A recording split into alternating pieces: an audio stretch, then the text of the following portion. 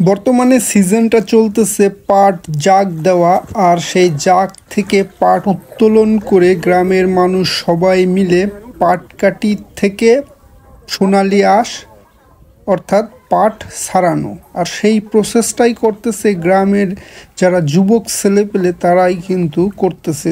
এখানে দেখুন দুই বন্ধু কি চমৎকারভাবে জাগ দেওয়া পাট সরাচ্ছে, অর্থাৎ পুকুরে কিন্তু এই পাট জাগ দেওয়া থাকে। আর জাগ দেওয়ার সময় সাধারণত কচুরিপানা দিয়ে ঢেকে দেওয়া হয়। কলা যেই গাছ আছে সেই কলা গাছ দিয়ে কলার ভেলা বানানো হয়, তার উপর সাজিয়ে সুন্দরভাবে পাট রেখে দেওয়া হয় যতদিন না পাট ভালো করে পচে।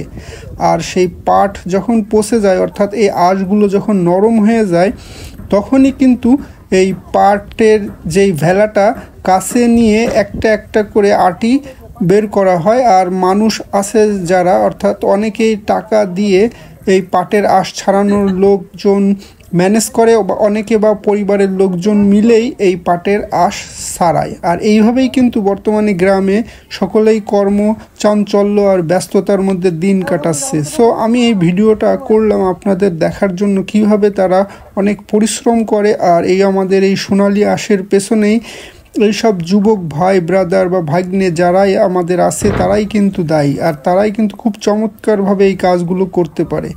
সো এখানে দেখুন একজন পাটের ভেলা নিয়ে আসতেছে, অর্থাৎ এটা কিন্তু জাগ দেওয়া ছিল। সো এখন সে পরীক্ষা করে দেখেছে খুব সহজেই কিন্তু পাটকাঠি আর পাট খুব সহজেই ছাড়ানো যাবে। সো এর উপরে সাধারণত পলিথিন দেওয়া ছিল বা তার উপরে এই যে কচুরিপানা দেওয়া ছিল, আর তলায় কিন্তু সাধারণত কলা গাছ দেয়া থাকে যেগুলো এই পাটের ভেলা ভাসতে সাহায্য করে। সো এইভাবেই কিন্তু এই পাটের ভেলা তৈরি করা হয়, অর্থাৎ পাট জাগ দেওয়া হয়। সো গ্রাম অঞ্চলে এই ধরনের কার্যক্রমই এখন অ্যাভেলেবেল চোখে পড়ে।